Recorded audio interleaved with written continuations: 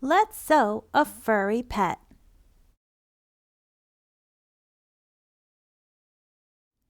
We begin with a piece of fur that is big enough to fit your pattern. This one is about 4.5 by 9 inches, and you want to make sure the direction of the fur is going in a way so that the eye and feet on the pattern is near the bottom of the flow of the fur, and then turn it over.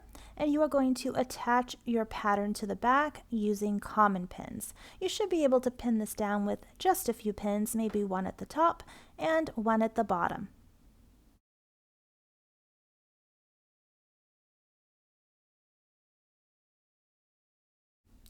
Next, grab a writing tool and use it to trace around the pattern. You want to make sure to transfer the outline onto your fabric so that you can cut it out later. As you are tracing around the pattern, you are also going to want to mark where the eyes and the feet are going to go. This pattern has been used a few times, so the holes are already present on the paper, allowing me to mark through to the fabric. If you are using a brand new pattern, you may have to use a little bit more effort to get those marks to go through onto the fabric. Now that your pattern is traced, pull out the pins that were holding it onto the fabric. It is a good idea to use a magnetic surface to hold onto your pins so they don't get lost.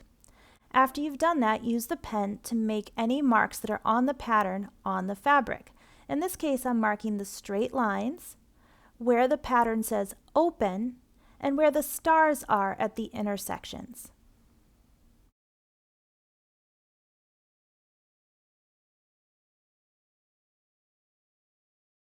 Now, using a pair of scissors, carefully cut out your pattern along the outline so that you have the shape of your project. If you're using a shaggier fur like this one, you might want to be extra careful not to cut off too much of the long pieces. If you're using a shorter pile fur, this will be less of a problem.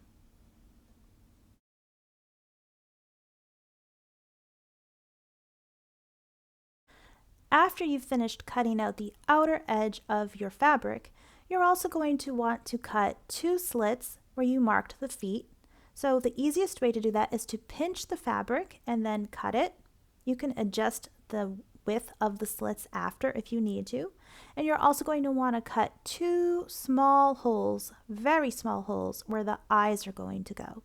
You can fold the fabric the same way as you did for the feet, just be extra careful to make a very small cut. Now let's add the eyes. We are going to be using washer-backed eyes. So these are something you might use for stuffed animals, and you can get them at craft stores. You're going to very carefully insert the eye from the front where the furry part is, through the hole to the back, and then press the washer onto the back to hold it in place.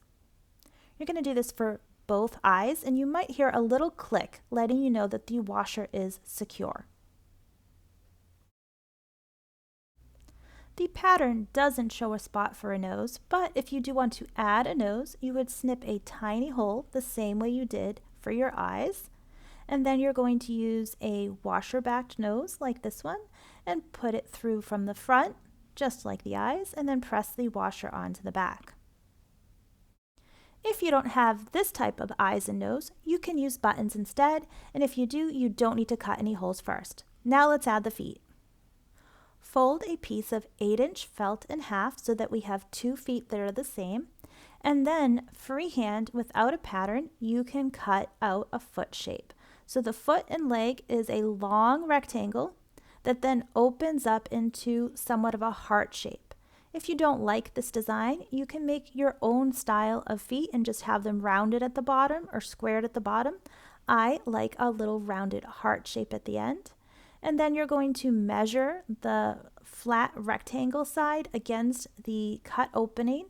If the piece of felt is a little too wide, you're going to trim the felt even smaller.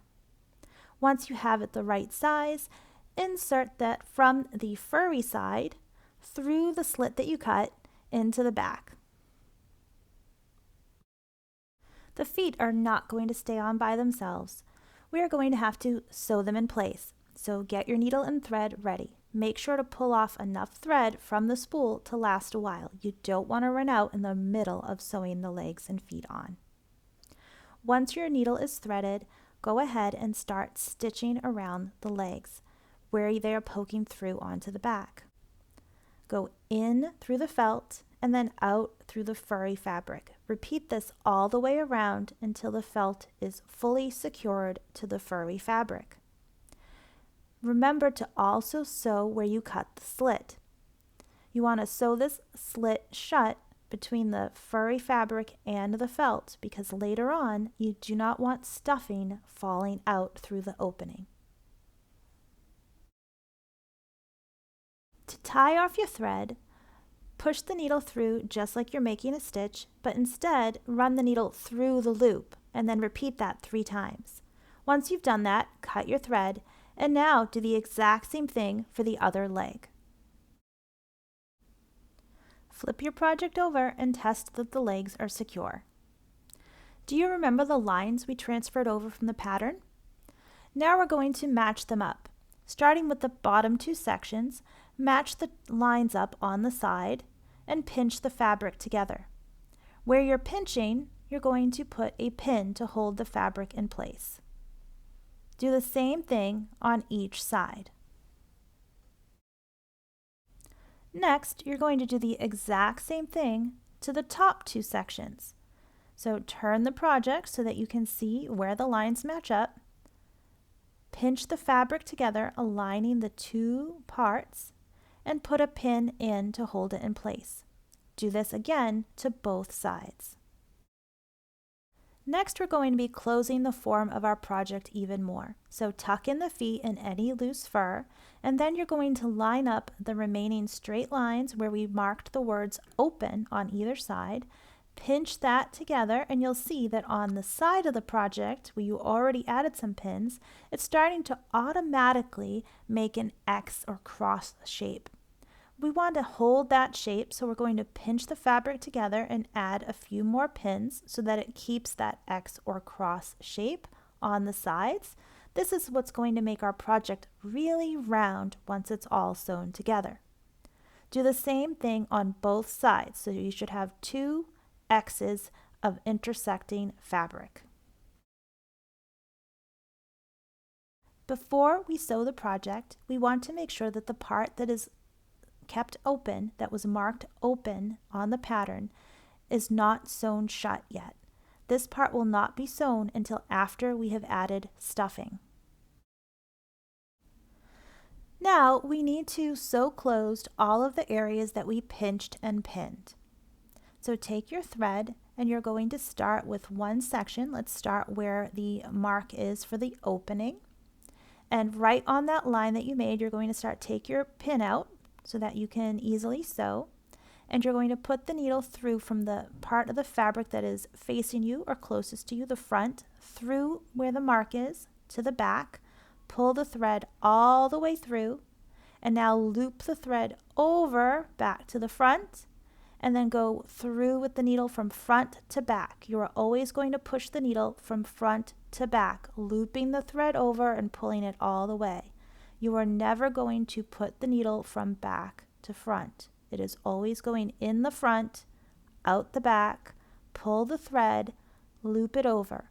Continue doing that until you've sewn up the space between that open mark and the intersection of the X that you made when you pinched the fabric.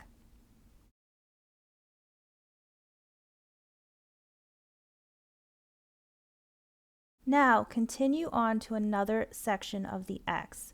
Pull your pin out, pinch the piece together with your fingers to hold it together, and continue putting the needle through the front, out the back, pull the thread all the way, loop it over. You're going to cross over the middle part of the X to continue on to the next section.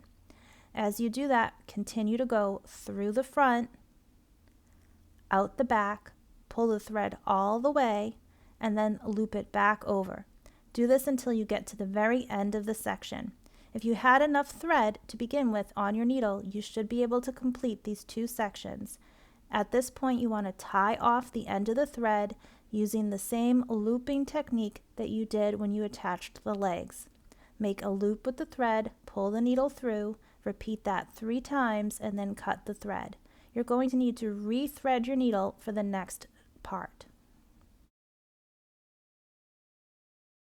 There are 2 more sections left, so once you've put new thread in your needle, you're going to remove the pin from one of the sections and insert the needle at the end away from the center, going from the side closest to you, so in from the front, out through the back, pull the thread all the way, loop it over, and continue doing that until you get to the middle intersection.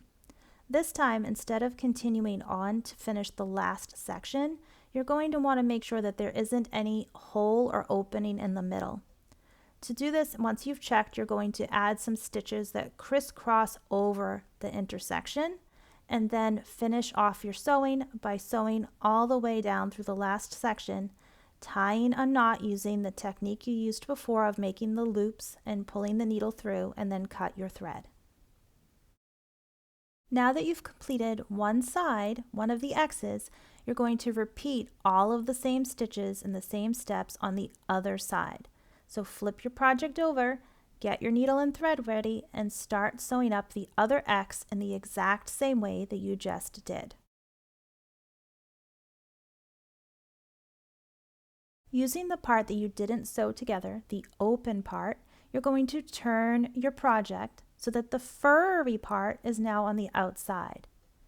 Turn your project and then use your fingers to shape it so that it is nice and round. Push out all the corners inside, and then get ready because it is time to add stuffing. You may also want to give your little character a little bit of a furry cleanup in case any of the fur has fallen off from cutting. Grab a handful or 2 of stuffing. I'm using polyester fiberfill. Put a little bit of stuffing at a time into your creature through the opening. Start small and then feel it to see if you like how firm it is. If it's too squishy, add a little bit more. You don't want to put too much though, because you still want it to be soft and cuddly. It's time to close up the opening. Get your needle and thread ready, and this time we're going to use a different stitch. This is a closing stitch that we want to have sort of disappear so that you don't notice it when you're looking at your fluffy creature. You're going to insert the needle from the inside edge on one side of the opening. So insert from underneath the not furry side of the fabric up through the furry side of the fabric at the very edge of the opening. Pull it all the way through, and then you're going to go to the opposite side, go from underneath again, from inside, and pull that needle from underneath through to the outside, and continue to alternate side to side doing this. It's almost like a zigzag. This time the needle always goes in from underneath the side that's not furry and comes out on the side that is furry. Pull the thread tightly each time. It's going to close it up a little bit like a shoelace might lace up a sneaker. Do this until you get all the way to the other end. As the opening gets more and more closed, it could be harder and harder for you to get the stitches in. You may have to use your finger to feel as you get to the end to make sure that you've completely closed the opening. Once it's completely closed, tie off a knot the same way you have before. Your furry creature is basically done now. In fact, you could say that it is completely done, and you might want to just give it a little bit of a hairdo by brushing out the fur to make it look extra nice, or using a pin or a needle to pull out any parts that might have gotten accidentally sewn in. But if you want to add an extra detail, you may want to also put a ribbon or bow on the top of your creature's head. And the way you can do that is to get your ribbon. Start by taking your threaded needle, tie the knot at the end, push that needle through the top of the head where you want to put the ribbon, and then push the needle through the ribbon and make a few stitches to sew that ribbon in place. Tie off the thread, cut it, and now just tie your bow. You don't have to have a bow if you don't want to, but it sure looks cute. Here's the pink one that we just made, joined by a little blue friend.